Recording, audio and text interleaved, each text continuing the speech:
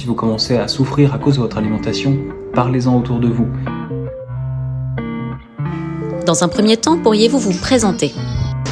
Je m'appelle Hugo Saoudi, je suis médecin psychiatre spécialisé dans le soin aux personnes qui souffrent de troubles des conduites alimentaires, en particulier d'anorexie mentale et de boulimie nerveuse.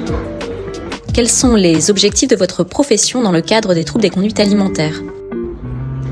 Les objectifs de la profession de médecin psychiatre, c'est avant tout de coordonner les soins entre les différents acteurs pris en charge des patients qui souffrent donc de troubles des conduites alimentaires.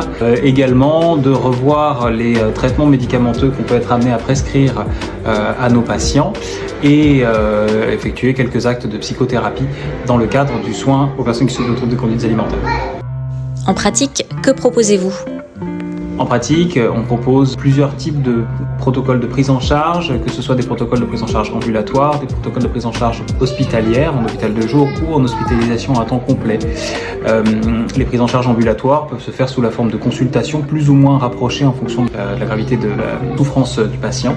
Et si le traitement ambulatoire, donc le traitement en consultation ne suffit pas, malgré les différents acteurs et une prise en charge bien conduite, alors on peut être amené à proposer des prises en charge en hôpital de jour qui sont plus intensives que les prises en charge en ambulatoire, voire en hospitalisation à temps complet lorsque l'état de santé est assez dégradé et ne permet pas un maintien dans le milieu écologique.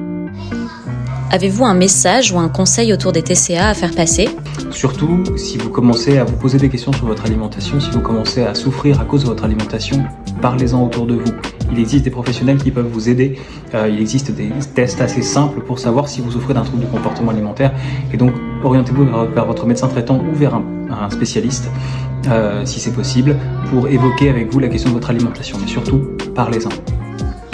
Ces petites interviews sont réalisées dans le cadre de la FFAB à destination de la Journée mondiale dédiée aux troubles des conduites alimentaires. Vous pouvez retrouver toutes les informations sur le site www.journeemondialetca.fr. N'hésitez pas à partager et à nous suivre pour plus d'interviews et d'infos autour de ces troubles.